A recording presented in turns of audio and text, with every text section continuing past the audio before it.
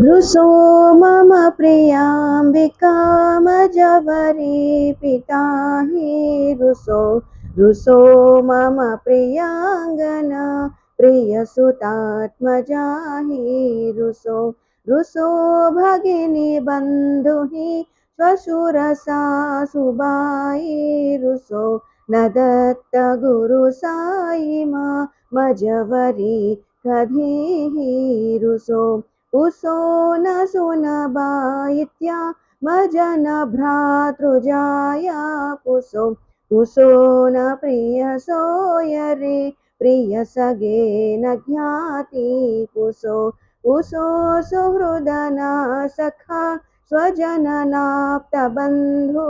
कुसो परीन गुरु साई मा मजवरी कधीहि रुसो।